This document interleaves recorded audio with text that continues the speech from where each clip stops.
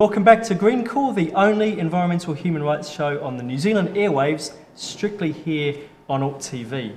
I'm talking to Susanna Trnka here in the studio. She's just published a book called State of Suffering about the impacts on Fijian Indian communities of the 2000 coup.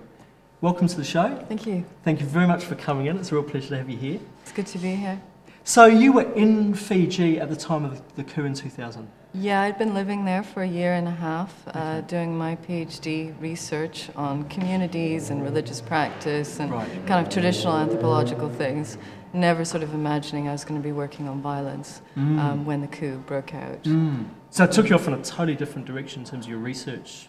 Definitely, definitely. But I mean, like everyone else, I'd had a sense that something was brewing. But I guess that was the most dramatic thing, that on May 19th, 2000, it was suddenly like the world changed for people in Fiji. And I felt, as someone living in the community and documenting what was happening in their daily lives, that the only thing I could do was to try and document those events that happened from then on. I'm going to ask you about some of the very interesting points that you raise in your book, but I wanted to first ask you, what was it like for you as a researcher? I mean, it must have been a scary, dangerous time. How was it to actually be there? Yeah, it was terrifying.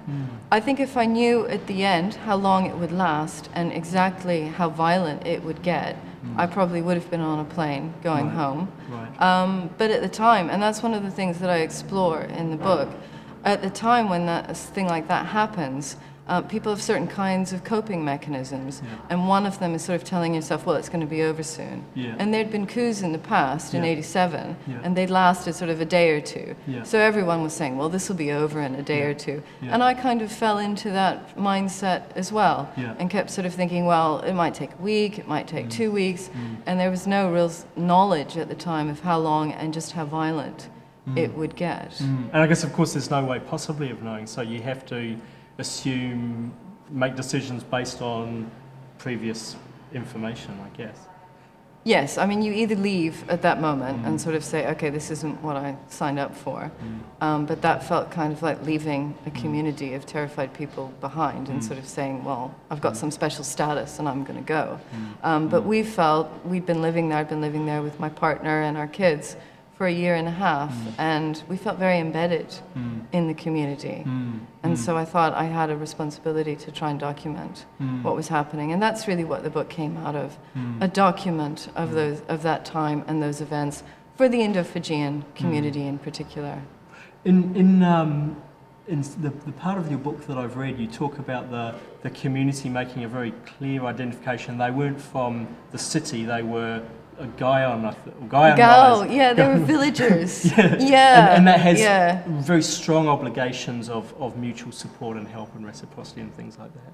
Absolutely, yeah. It was interesting to me because I lived maybe 20-25 minutes out of the city. I mean, here I live in West Auckland, so it's the same sort of just outside of the city centre. And to me, it was a real urban area. And yet people would talk about being villagers.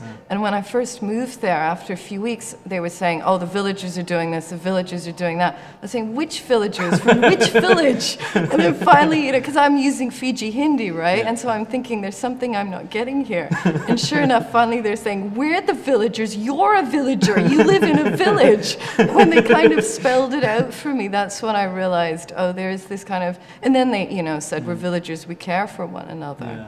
And so there was this real strong community ethos. And I guess that's the main thing that I write about in the book. We read so much about violence and trauma and how it alienates and isolates people.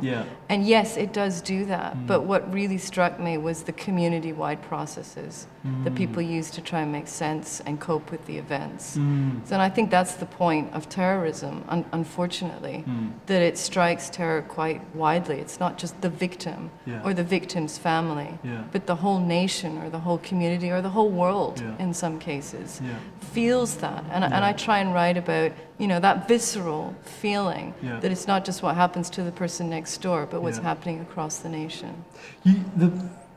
You talk about that because the theory around pain as being a very private thing, a peculiarly private thing, and I guess isolating it in that sense, but then that it's also a very public thing in the way you've just talked about. There's quite an interesting tension. Right, right. I think there's just been so much written. And again, Right. I'm not trying to deny that pain can be isolating. Yeah. But that's been the general line in scholarship on violence, that pain isolates people who undergo torture or in times of war. Right.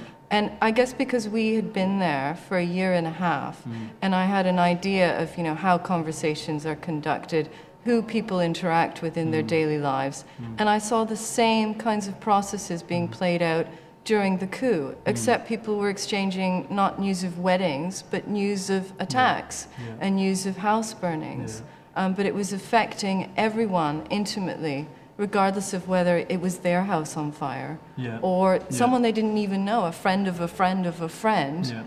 But it was a community-wide process of trying to come to terms and to cope with that. It's a truism in non-violent direct action that the greatest antidote to fear of state repression is a sense of community. By building a sense of community and working collectively, we overcome our fear of repression, and it seems that that's the same process that you're talking about. Well, in a sense, at times, yeah. There were other things, like I talk about rumours, and that actually heightened people's sense of fear, because things would sort of just get out of hand, and people would be terrified. The rumours would get out of hand? What the rumours were communicating to people. So they had ideas of, they're at the beginning of a genocide, for example, when that did not eventuate. So, I wouldn't want to say that community is necessarily the answer to everything. But there were community-wide coping strategies, but there were also community-wide moments of trauma. You also talk about, in moments of crisis, it's like time is discontinuous. It's like you suddenly are pulled out of the normal flow of time, and then those crisis events are kind of squashed together in your psychological time frame. Yeah. That was one of the fascinating things for me when I came to Fiji. I first came there in 1999, and people would not talk about the coups of 1987. It was sort of a taboo subject. And then suddenly in 2000, during the coup time, everyone's talking about 1987, and it was almost like there wasn't a differentiation between what was happening at that moment and what had happened in the past. And I think it was an attempt to try and understand the violence and the state upheaval based on models that they had from the past. They also had models, people were talking about Hercules TV shows and science fiction movies and Bollywood movies and Alice in Wonderland. So people were trying to cling to any sort of model that they could to try and put some shape and form. And I guess that's what I said earlier, that you had no idea how long it was going to be, how violent it might get.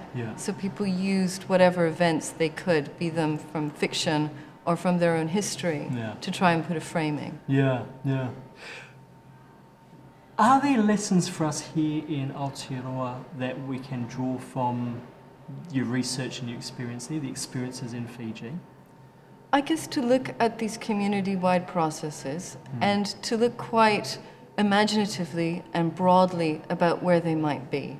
So it's not just about kind of formal discussion forums, but one thing I look at in the book is jokes that people share with one another, or as I mentioned, rumors, or simple exchange relationships that people had with people they saw from different communities, but they would build friendships based on exchanging food or even just exchanging greetings.